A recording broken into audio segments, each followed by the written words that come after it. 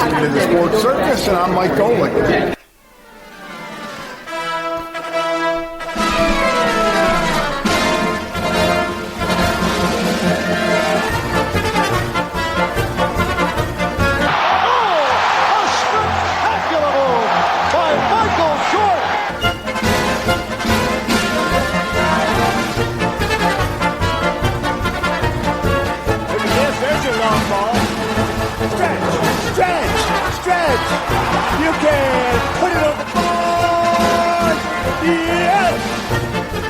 Welcome to the Sports Circus. I'm your Ringmaster Sal, live from Las Vegas in the AMP TV studio, AAMP.TV. Today's show is brought to you by UppercutChops.com.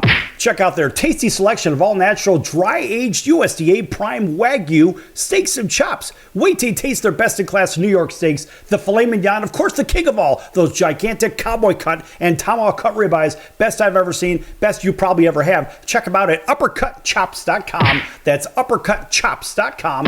Or give them a call, find out what's for dinner, 702-799-9935, 702-799-9935. Again, 702-799-9935 for UppercutChops.com.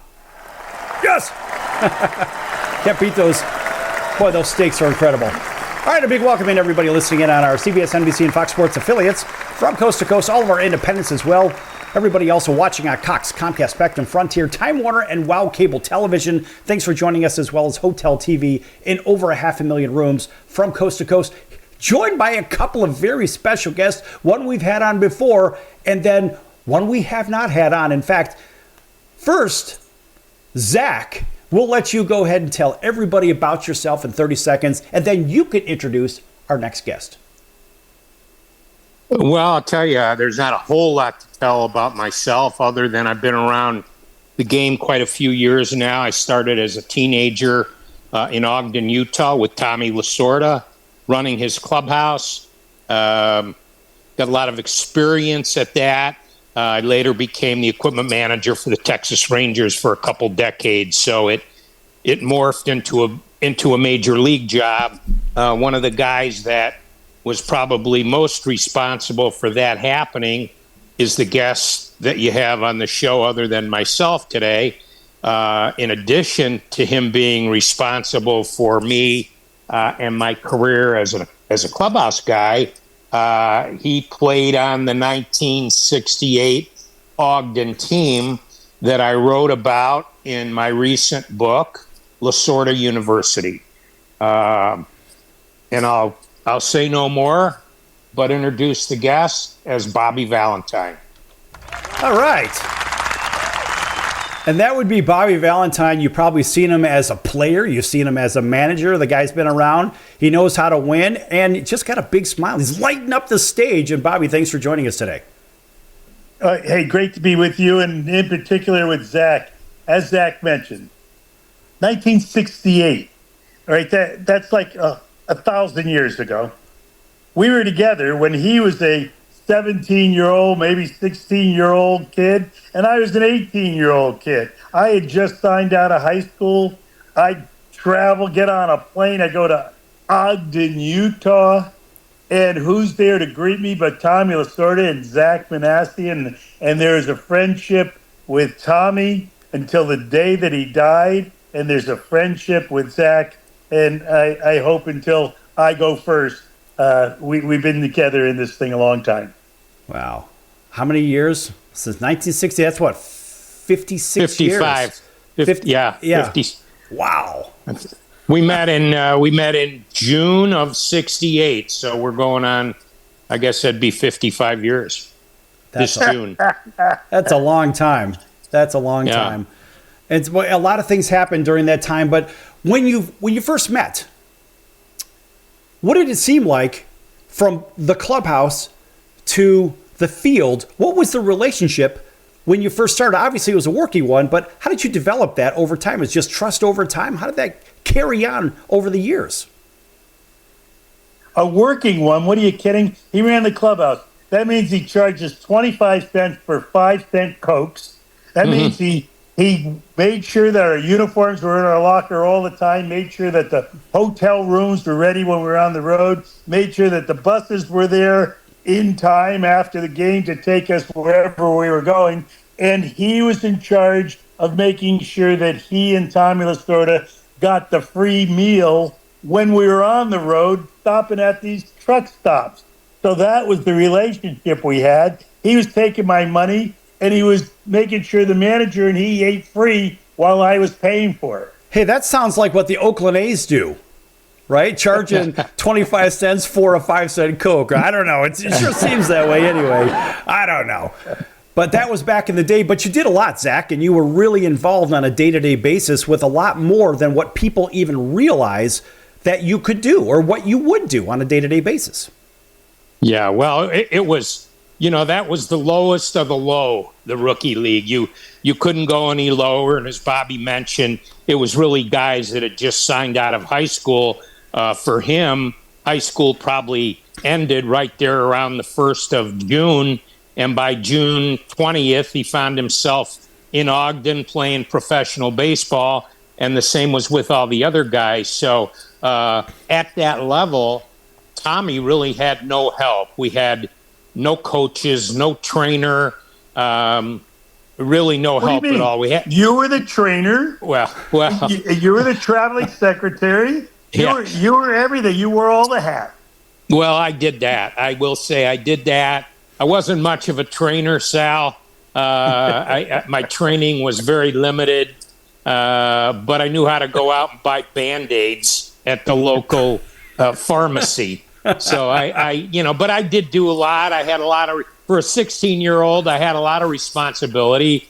And as Bobby will tell you, the last thing you wanted to do was disappoint Tommy. And so when he told me to do something, I tried to be sure it was done properly and in a timely manner. And so it taught me a lot about baseball, taught me a lot about life.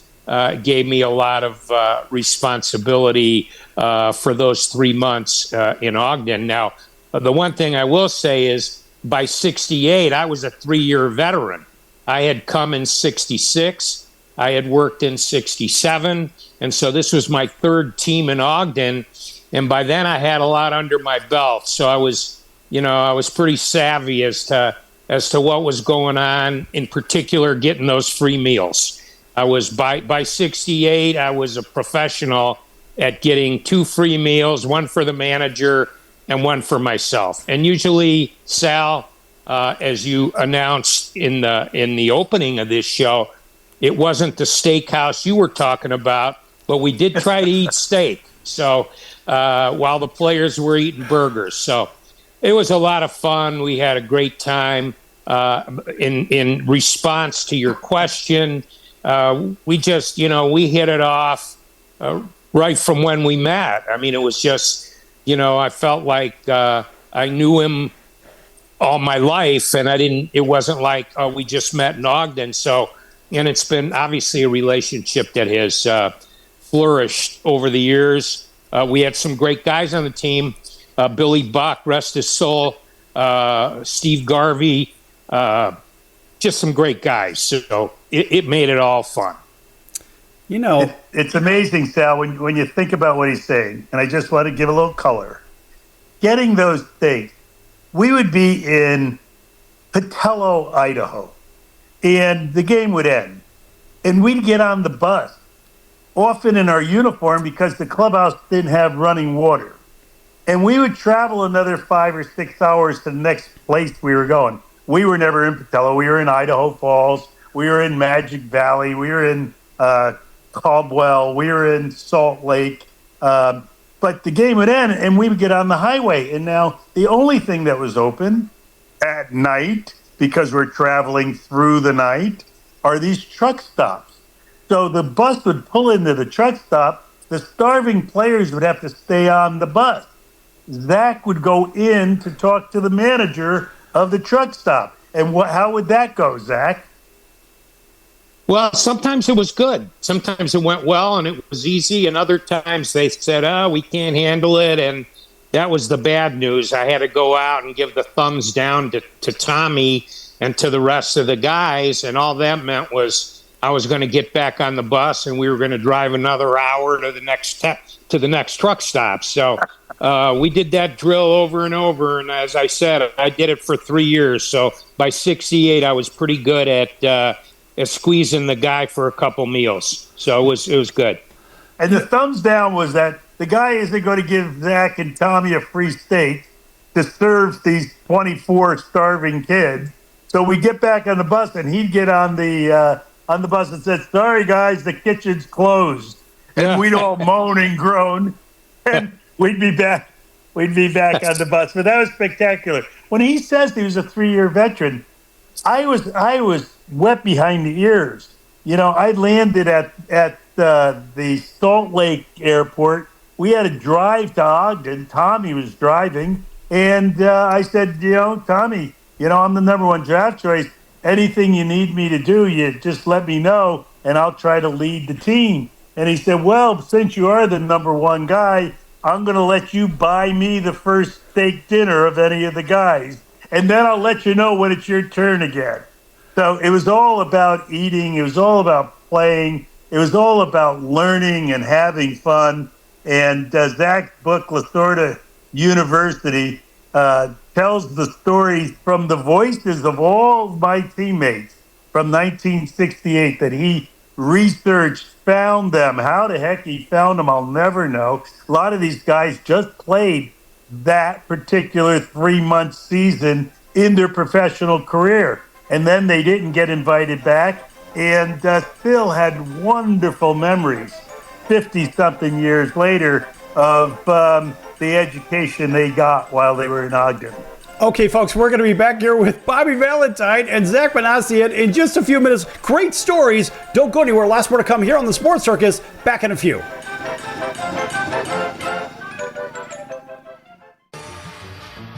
I'm your Ringmaster Sal of the Sports Circus, a primetime, nationally syndicated television, radio, sports, and entertainment show. The Sports Circus covers topics others are too scared to talk about. There's no other primetime show like it on here that'll punch you in the face and you'll beg for more. Join me, Hall of Famers, world champions, and all-star celebrity guests for chaos and controversy here on Libsyn and all podcast platforms, plus thesportscircus.com. Remember, folks, it's a circus and we prove it every day. Do you know someone with a drug or alcohol problem? Get help right now. Insurance may cover everything. Stop the drug and alcohol nightmare. Are drug and alcohol problems hitting you too close to home? Get help right now. Insurance may cover everything. 800-831-1560. 800-831-1560. 800-831-1560. That's 800-831-1560. Do you own a timeshare? Well, face the facts. You made a mistake. You made a bad purchase. A timeshare is not an investment. It's a money pit that continues forever. If you use your timeshare, that's great. But if you don't, and you want to legally get out of your contract, call my friends right now at the Timeshare Exit Hotline. They're an experienced team of lawyers who help good people like you get out of a timeshare contract that they just don't want.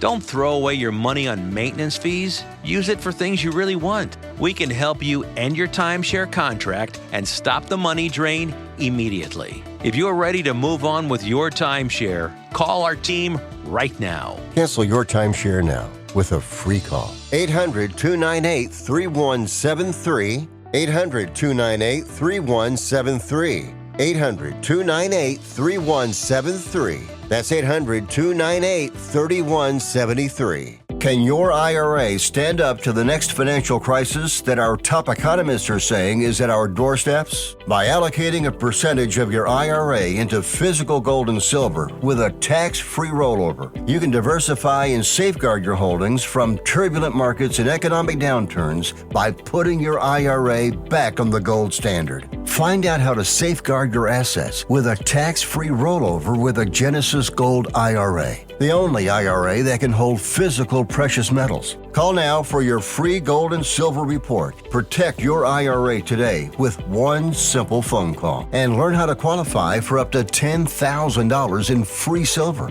Call Genesis Gold Group, empowering faith-driven stewardship. 800-932-5517. 800-932-5517. 800-932-5517. That's 800-932-5517. 832 5517.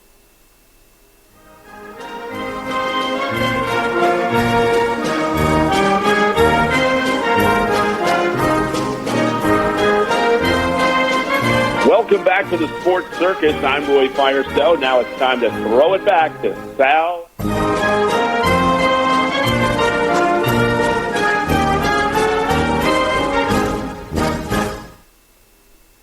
Oh, hey, Sal, how are you? Great to be back, Sal.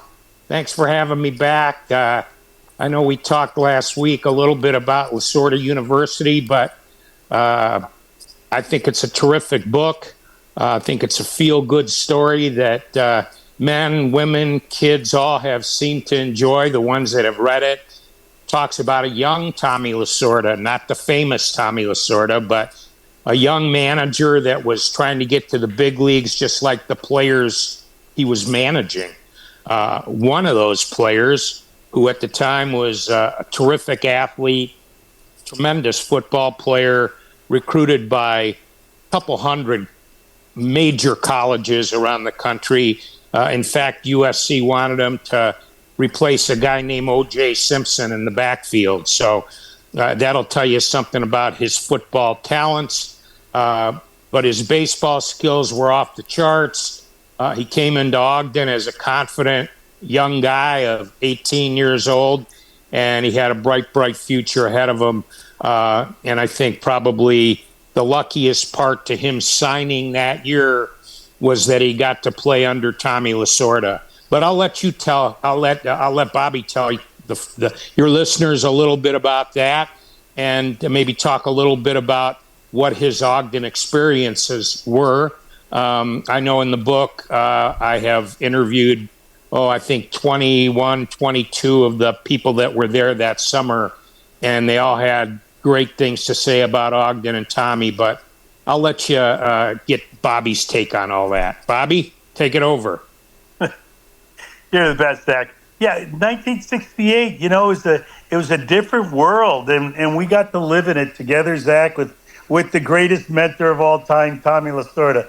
Understand, just put some things into perspective. Meal money in those days was $3 a day. The hotel room was $3 a day, so you had to have a roommate. And I had a roommate named Tom Pachorik, who's still one of our good friends to this day. And we split $1.50 each per day that we were at the hotel. Then Zack and Tommy worked out a deal with the manager to let us put our stuff in Tommy's room. So our suitcases got packed. We put our extra stuff in Tommy's room, checked out of our room, and we left. So we didn't have to pay for those days that we were on the road. When Zack mentioned meals, one of our favorite places was Chuck-A-Rama. It was an all-you-can-eat place for $1.99, or was it 99, Zack? I think it's 99 cents. Now we just to interject quickly here, we went back to Ogden last January. I did a presentation at Weber State, and when we got to town, we said, let's drive around town, check out Ogden, see how much it's changed. But I'll bet you one thing hasn't changed. I bet Chuck-A-Rama is still here. So we went to Chuck-A-Rama and we found it, and God knows it was there. Brought back a lot of great memories. The downside to the whole thing was dinner was now $14.99. So it went from $99 to $14.99 55 years later, but it still stood. So, but we would go through there in a line, and Tommy would be at the head of the line, and Tommy Pachorik would be right behind him, and Tommy have a carrot hanging out of his mouth and his plate in his hands and loading that baby up, and we'd go down the line, look like a mountain on his plate, and Wimpy would say, Tommy, it's a buffet. It's all you can eat. We can come back and get however much more we want. And Tommy would say, don't worry about it. I'm worried they're going to run out of food. So he would load that plate up, and we would do the same thing. We followed him like he was the Pied Piper. Whatever he said, whatever he wanted us to do, we listened and we did it. And that was the way that it all went. And one more little thing we found out when we went back there. we asked where a nice place for lunch would be.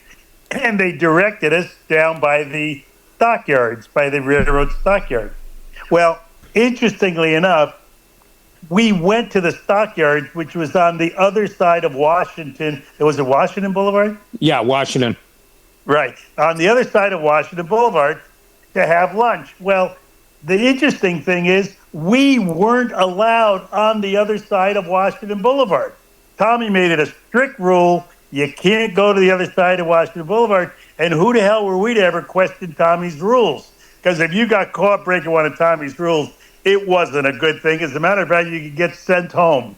And I think one of our guys did that year. But anyway, we went to the other side. We found a place for lunch. It was an old, couple 100-year-old area of town that was all renovated, a nice hamburger joint. The guy came over to serve us, and we said, hey, what was this before it was a hamburger joint? And he said, oh, you don't know where you are? He said, no. We said, where are we? He says, this is the old red light district. This was a brothel for many decades. The guys would come off the train, the workers, and they'd have a dinner and whatever else they wanted to have for that night before they got back on the road. But we never got to go there, which is interesting that Tommy said, no crossing the line. Now, sometimes we wondered, is that because Tommy was there and he didn't want to see us to see him there? We don't know. We're not going to go there. That's great stuff. The other crazy thing. These stories, look, the stories are one of the reasons that I really do this program. It is a long-running show. And Bobby, this is the first time you've been on here. I've been at this here for 8 years, and it just kind of happened, whatever.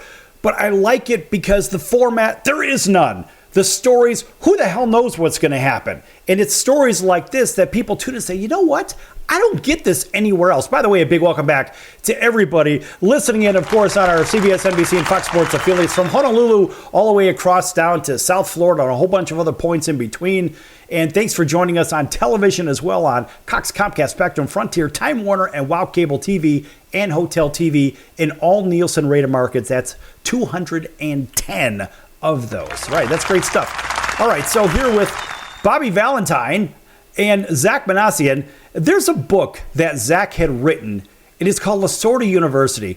And folks, in case you haven't seen it, go to thesportscircus.com and go to the partners page, and you'll see that book right there. And it's hold up a picture of that book. Let's see what that book looks like, guys. All right, for everybody watching on TV, there it is with the blue hat. Of course, it's a blue Dodger blue hat, and that is the Lasorda University hat. And I'm waiting for one of those hats. One of these days I'll get one, if not a T-shirt. I don't know. We'll have to see if the powers that be would send one to me. But at the end of the day, folks, I think we can work it out. You know what? Zack, right, Zack, we what you can should work do. it out. That sounds like a song. That's nice, Zack. Yeah, I like that. yeah. Is that right? Right. Hey, Sal, you know, if Lasorda was to meet you, you know what he would say with his initial handshake, right? I don't. He would say, hey, Sal, remember one thing. I don't like you because you're Italian. I like you because I'm Italian. And I want to tell you that I heard him say that 1,000 times to 1,000 different Italians, and they all put everyone in a happy place. Oh, my God, that's funny. I'm going to remember. I'll use it, but I'm going to credit Tommy for that one. A lot of the boys from back home, I'll certainly use that one. You know, a lot of stories, Sal, as you mentioned, but one that keeps popping into my head because we were talking about the conditions in Ogden. The ballpark was a terrible park, but we loved it. It was our home. The hotel was a big old brick building, but we loved it because it was our home. But there were some things about it that were tough. And one story that comes to mind is before the season started, we had a little bit of about a 10-day workout period there where Tommy would watch the guys work out, and then he released some guys and so on and so forth. Anyway, that day, one of the players who ultimately got released came to Tommy and said, Tommy, my ankle's a little sore.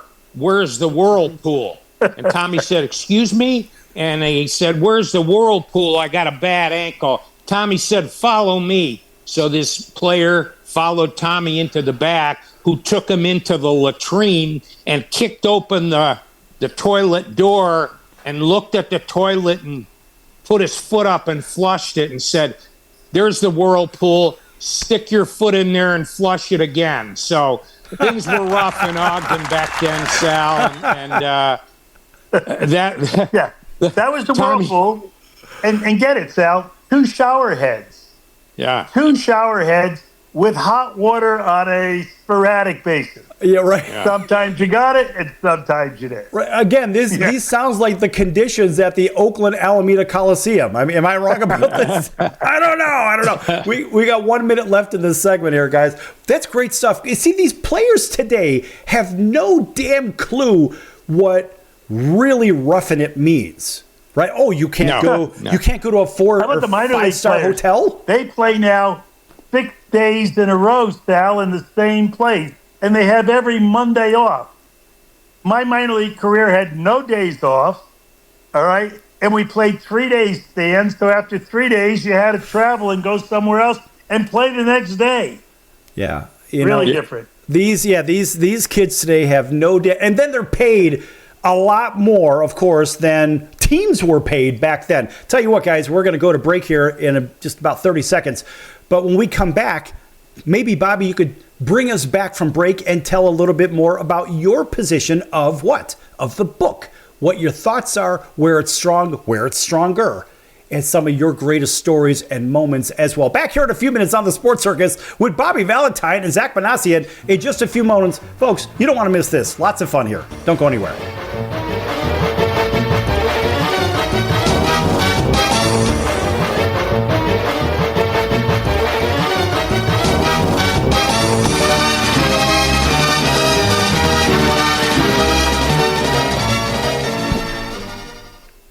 If you served in the Marine Corps, by now you know about the contaminated water problem at Camp Lejeune. If you were stationed or worked at Camp Lejeune from 1953 to 1987, you probably have a lot of questions. We have some answers. You could be entitled to compensation. Billions of dollars are being allocated to pay for damages to anyone stationed at Camp Lejeune during that time. Unfortunately, it appears that officials may have known the contaminated water problem existed and did little to protect their men. The Semper Fi code was not honored. If you or someone in your family has developed a serious illness, including various forms of cancer, call this Camp Lejeune legal support line right now. You can't turn back the clock and change what happened, but you can certainly call right now and learn your rights as a Marine. Here's the number. Call 800-335-7196. 800-335-7196. That's 800-335-7196. Paid for by Legal Alert Line. Hello, Americans. It's Uncle Sam here. If you owe $10,000 or more in back taxes to the IRS or state, don't worry. I've got important news that may help you negotiate a lower tax bill. In today's economy, the IRS has released a variety of new rules and is offering more flexible terms to help Americans looking to settle their IRS debt. If you apply today, we may be able to lift your wage garnishments and release a freeze on your bank assets or business. Our team of tax professionals can resolve your case and stop collection actions against you. Even if you've been audited or haven't filed a return in years, they can help. Call right now and find out if you qualify to settle your IRS debt for far less than what you owe. Pick up your phone right now and call us for a free $500 IRS tax review. Don't wait. Here's the number. Call right now. 800-950-2049. 800-950-2049. 800-950-2049. For the last time, that's 800-950-2049.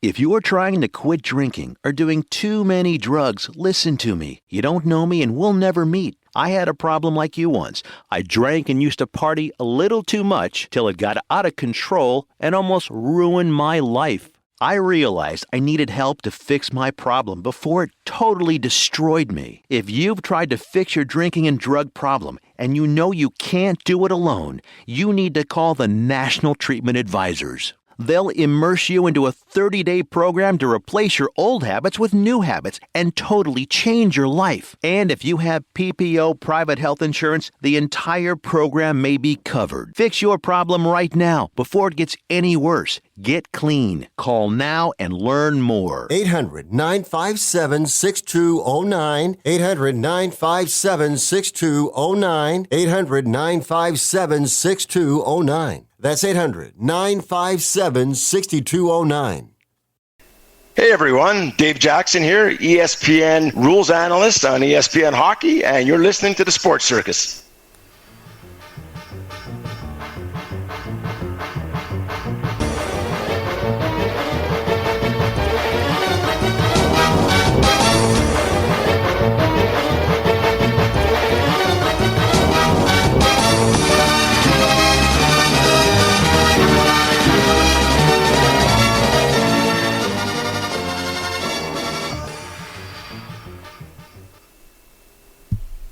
Hey, you're listening to the Sports Circus right here, and Sal and Zack and Bobby V are going to tell you another little story.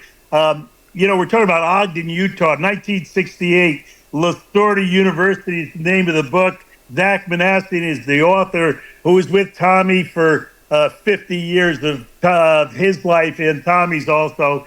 He was the clubhouse man. I was the MVP big mouth center fielder. I was the number one draft choice on the team. And a lot of places we went, they didn't like guys who were the number one draft choice. The guys who were at the end of the bench and signed for $500 were looking at me and saying, geez, he signed for $30,000. He signed for more than that. Geez, oh my. And in this one particular case, we were playing a doubleheader up in Caldwell, Idaho, and there was a guy on the bench who was on my butt the entire time. Now, remember in the 60s, things were different. It was, the Jets were going to have a little fight in the corner. Anyway, fighting was part of the game. People liked to fight in those days because you didn't have guns, you didn't have knives. You just had your brawn, and you had to go about it. And Tommy was an ex-boxer, and Tommy was legendary for the fights that he had in his professional career as a player. And he liked his players to fight. And during this one particular game, I was being chastised by a member of the other team for 2 straight games, 9 innings, every inning. When I came up, number one, my butt, you can't do this, you can't. And when I got on third base, he was yelling. Well, finally, I wanted to go and fight the guy. In the dugout, Tommy said, don't do it, you'll get thrown out of the game. So we waited, the game's over, the second game's over, we swept the doubleheader, we're going down into the dugout, and Tommy stops me and turns me around. And he says, hey, you still want that guy? And I said, I sure do. He said, stay right here. He runs over to their dugout, and he gets the guy out of the dugout, takes their whole team out and stands them on the third base line, takes our team, stands them on the third base line, and have me and the guy go to Dukes on the mound in front of the team and in front of the fans who hadn't left the stadium yet. That's incredible. In this little town of Caldwell, Idaho. Yes. Well, that's the kind of stuff, that's how it should be. After I got through kicking the dump out of this guy, the police were on the field to break up the fight. We needed a police escort out of this little town in Idaho because of the brawl that Tommy created out on the field. It was spectacular. That's incredible. The only way I can relate to this when I was a lot younger is that we were playing at this one high school. It was a high school game, and they were talking smack to us, whatever, while we were getting on the bus, getting ready to go back. We're like, okay, all right, so our windows were down. You can only bring them down about this far. And they start throwing stuff at the bus. I'm like, oh, so it's like that. Everybody got out. We had our bats. We're like, all right, it's on. Let's go. And I love that environment because it seems like today, I don't know, guys, it just seems like people are a little bit softer today, right? They don't know what it's like to stand up for themselves and do something about something instead of, oh, I'm going to go, I'm telling mom. No, I'll see you in the parking lot when we're done, buddy. That's what I want to see. And frankly, I think a lot of people want to see that too.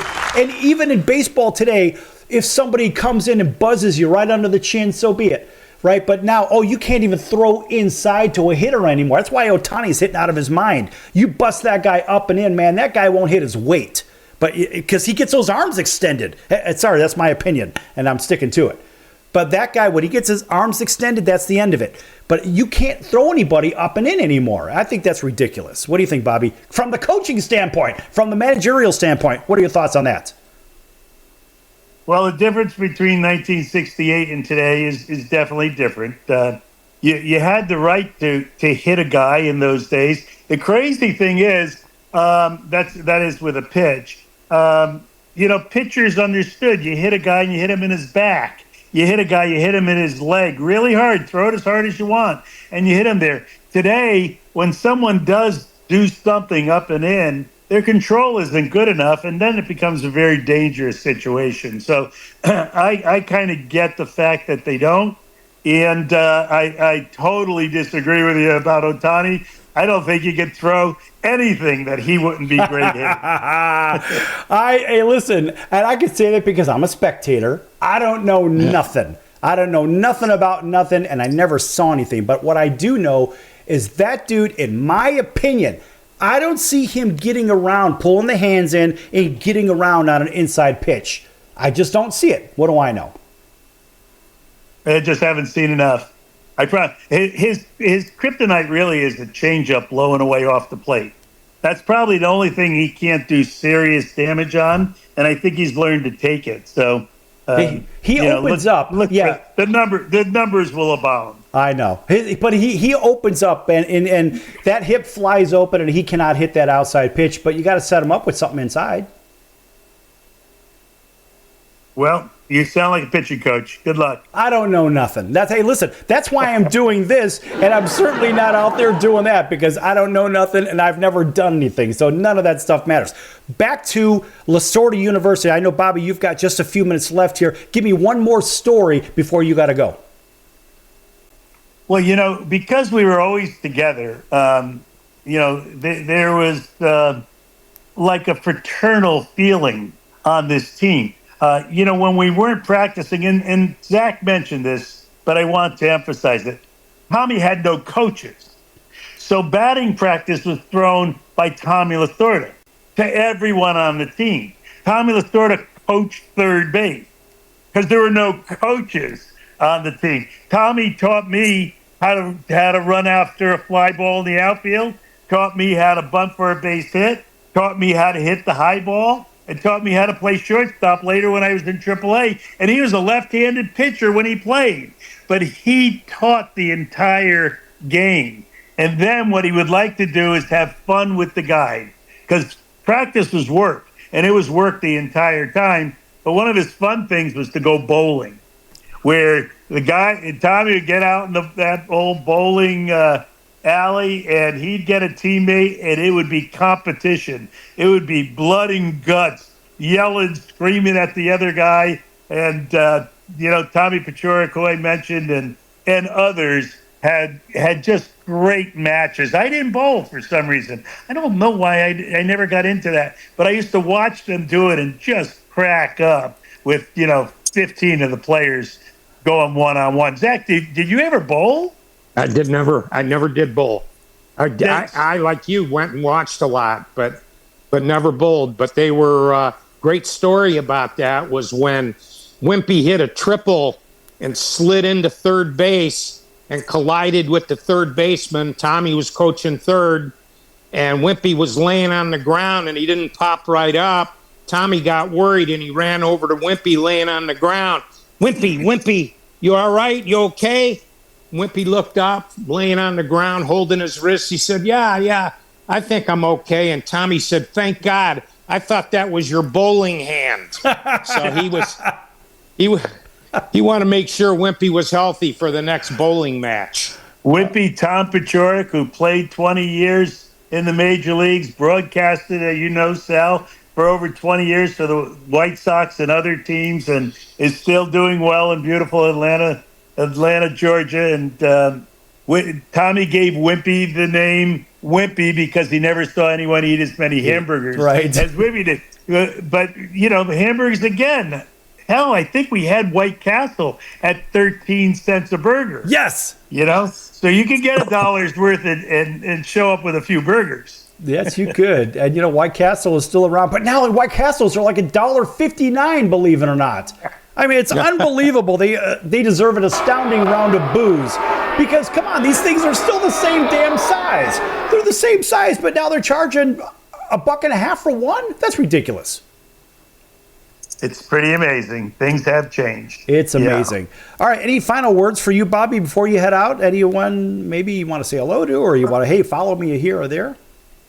No, you don't have to follow me. I do some pre and post for the Angels on television on Valley West, and I happen to have a book out too called Valentine's Way. If anybody would ever want to pick that up, but the book we're talking about today. Here it is. Here it is. Oh yeah, that's Valentine's Way.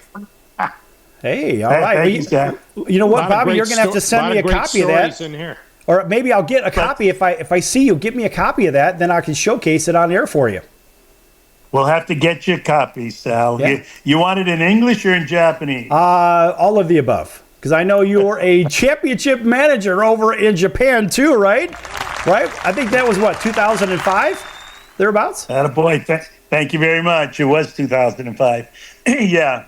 Well, all I've got to say is, life should be as much fun as it was when we were with Zack and Tommy Lasorda in Ogden, Utah back in 1968. But to relive some of the wonderful times that people had, some of the great stories that they were able to tell, the book is told by all the players on the team. And Zack did a fabulous job of putting that all together, and he's a pretty damn good writer also. So enjoy yourself, Sal. A pleasure being here. I'll find you when you come down to Anaheim. I'll hand you a book. Looking forward to it. Thanks for letting Zack and I share our memories of Lasorda University back in 1968. Anytime, boss. We will see you soon. And Zack, we're going to continue on when we come back here from break here on the Sports Circus. Lots more to come, folks. Don't go anywhere. The stories will continue, and we'll continue to talk about Lasorda University with Zack Minasian. Don't go anywhere.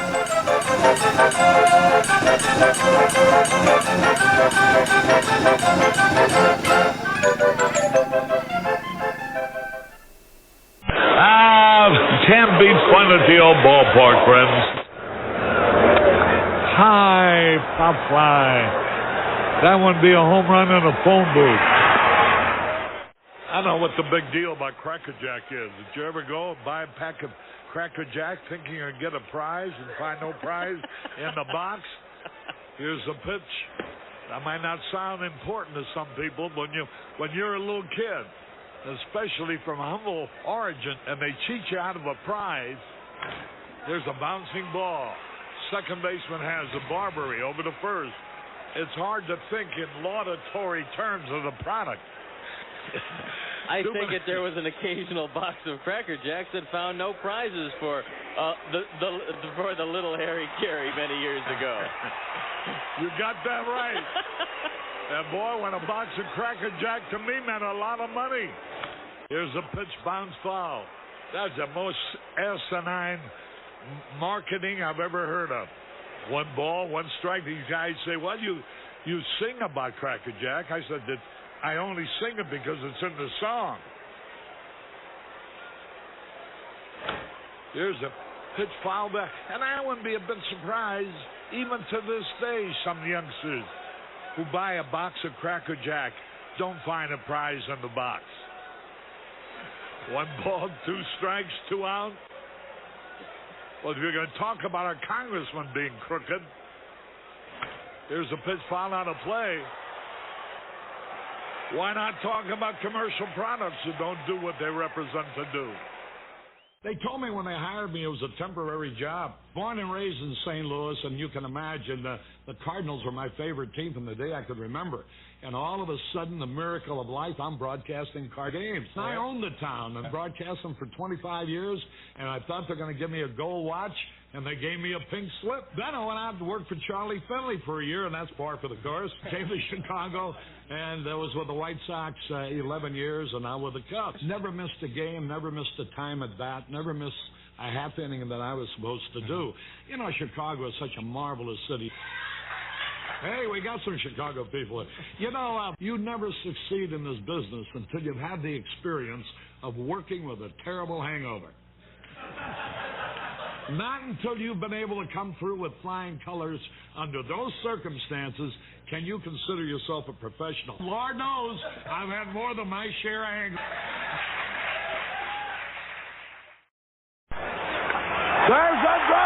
Way back. It might be. It could be. And it is. Holy cow. This crowd is wild. Welcome back to the Sports Circus. I'm Al Bubba Baker, quarterback breaker and the rib maker.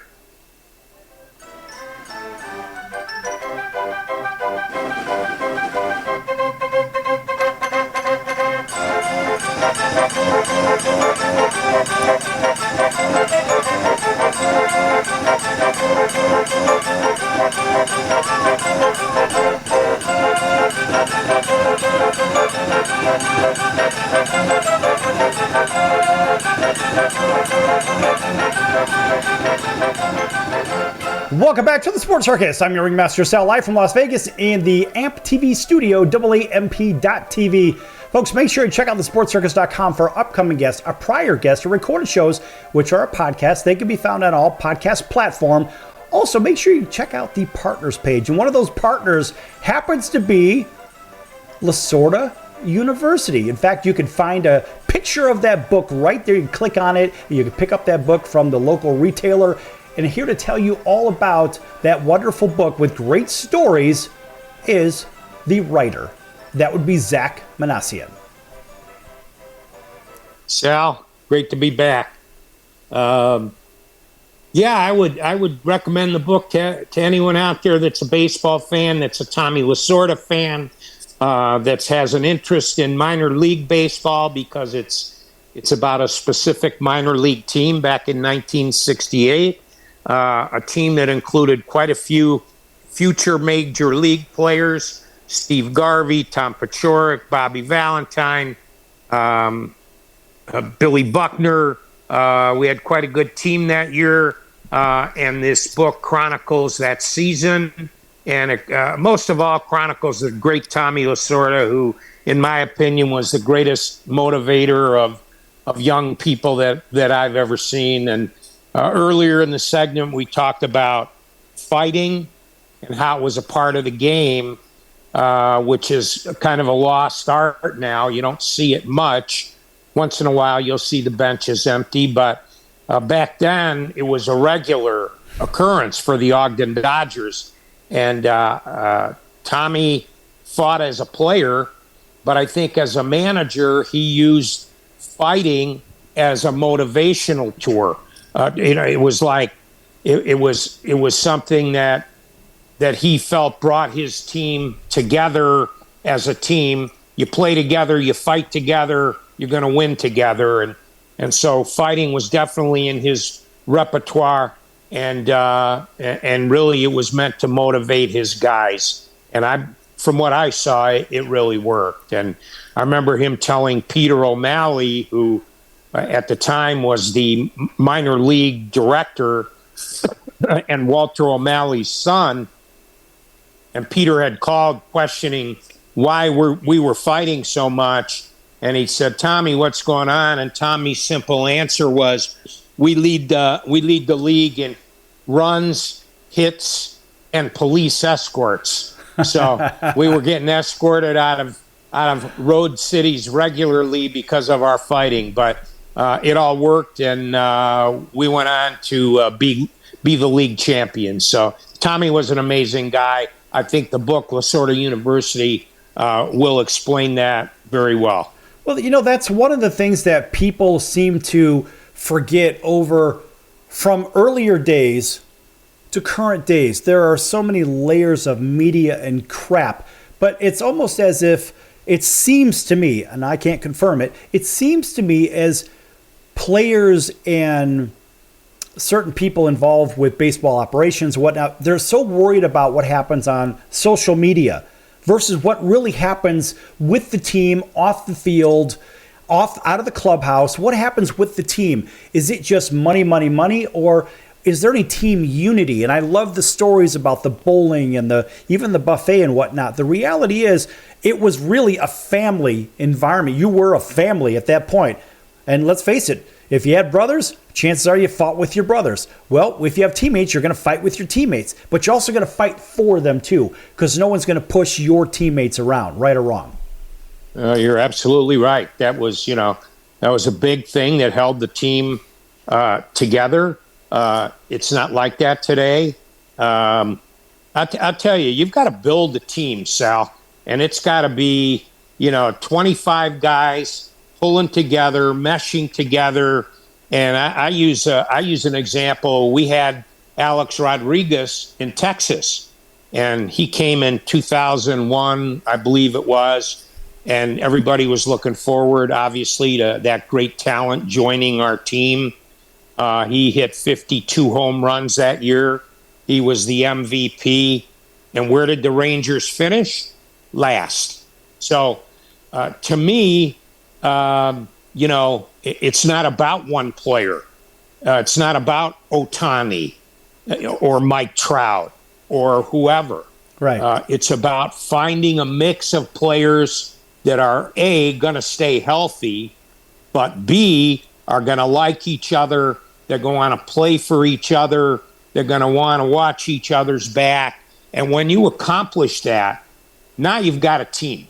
And I think that's the difference. Today they try to build a team by signing these unbelievably long-term, big money deals with one guy. What about the other 24 guys? Right. So it's to me, it's the biggest change in the game. What I saw back in my brief playing career is I played here in the States and I also played in Mexico, played Mexican League ball. And I can tell you that the game, the Mexican League baseball, to me, it was almost like going back and playing Little League with the fun environment. I mean, the talent was great. But what I'm saying is the family environment. It was a more inclusive environment. And it wasn't about this guy got paid, this guy got paid. No, we're all teammates. And I'll never forget this. So I wore number 11 on my jersey back then. And there was another left-handed pitcher. I can't remember his name. And he had just taken one of the jerseys it was still on the truck, right? From things being delivered over. And they just brought this guy into the team, and he was a pretty good pitcher, but it was a jersey that it had my name on the back of it, but there was no number on it, right? And so what we did, I mean, how crazy is this? Well, I didn't do it, but what the equipment manager did was, since I was number 11, they took a piece of duct tape and put a number 1 on his back. It was a gray jersey, so it was a gray piece of duct tape. And so he was out there, he could play. And I said, I don't care, it has my name on it, but it doesn't matter. It just makes sure the number is different. That's the only thing that really mattered, right? And so that was really, from the official scorer, that's what they really wanted, right? Because there could have been a misprint. Right. The point is, the ball caliber, the environment caliber was exactly what we had just discussed. And I loved the environment versus playing stateside. It was me, look at me. I got a big contract kind of stuff. Right. It was a prima donna. It was a prima donna show, and I couldn't stand that. Yeah. Well, I think that was what the minor leagues were like back then. In 68 and in the 70s, that atmosphere was what it was like. And the reason it was like that is not because you were giving all those minor league players everything, because you weren't. You used all the good things that they would get later as they moved up as incentives. But now you're getting what AAA players would get down in A-ball. And so that feel of entitlement, that feeling you have of entitlement, and that feeling of I'm here and I'm great, and there is no motivation to move up the ladder, and I think that's a big problem in the game, particularly in the major leagues now, because now the average salary is a few $1 million. So. Money isn't, money's what motivates them now. It's not, hey, if I go to AA, I'm going to, be one step closer to the big leagues, or if I get to AAA, I'll be a heartbeat away. It's not that anymore. It's if they're getting money, they're happy. And so that, to me, is the difference in the game. Yeah, I think you're right. And honestly, I think there's a lot that has been lost in the last 40, 50 years. We'll say anywhere from 50 to all the way to today. There's so much that has been lost in that journey. There's that old AC/DC song, there's a long way to the top if you want to rock and roll. Well, it's a long way to the top if you want to play in the show, right? And those steps along the way, I don't care what level you're playing, the reality is you're one step closer. But now social media says you don't have to be. And the money means you don't have to be, because now there's endorsement deals left, right, and center. Sure. Instead of getting paid a few $100s a month, now they're getting paid mad money. It's ridiculous. Right. Yeah. Yeah. Well, it's, your own bats used to be a major thing. I mean, and, you couldn't get your own bat in A-ball. And if you go to Double-A, you were a step closer to maybe, Louisville coming and maybe considering you to take you on as a client. Certainly by AAA, if you were talented, they would approach you then. So there was always those carrots along the way that were going to be offered to you. Those. I mean, Zach, you earn those. Now you're that much closer to a personalized glove. You're that much closer to a personalized baseball bat by Louisville Slugger or whomever. Yeah, exactly right. Exactly. And that's gone now, Sal.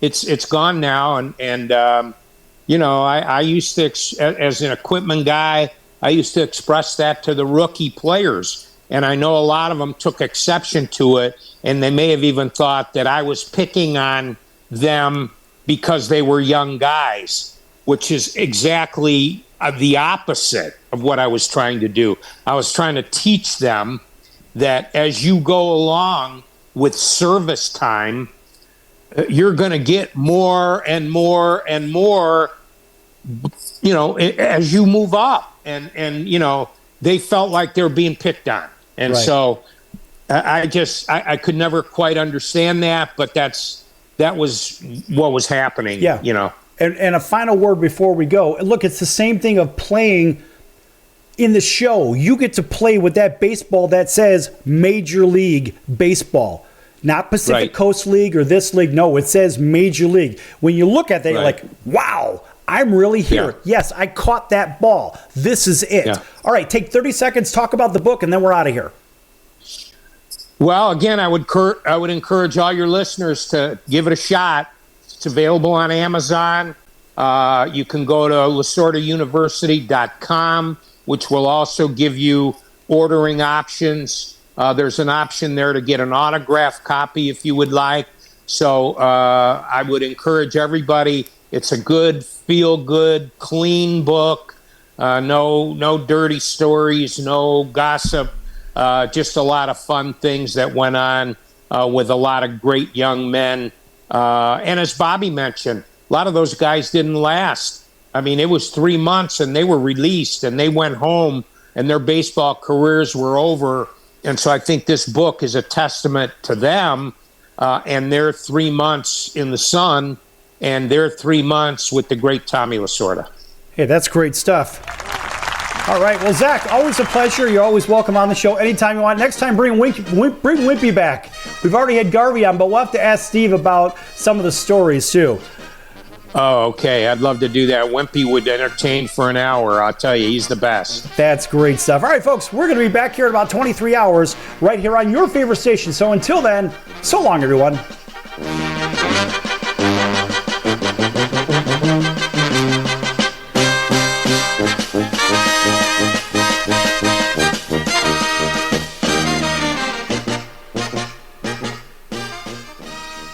Can your IRA stand up to the next financial crisis that our top economists are saying is at our doorsteps? By allocating a percentage of your IRA into physical gold and silver with a tax-free rollover, you can diversify and safeguard your holdings from turbulent markets and economic downturns by putting your IRA back on the gold standard. Find out how to safeguard your assets with a tax-free rollover with a Genesis Gold IRA, the only IRA that can hold physical precious metals. Call now for your free gold and silver report. Protect your IRA today with one simple phone call and learn how to qualify for up to $10,000 in free silver. Call Genesis Gold Group, empowering faith-driven stewardship. 800-932-5517. 800-932-5517. 800-932-5517. That's 800-932-5517.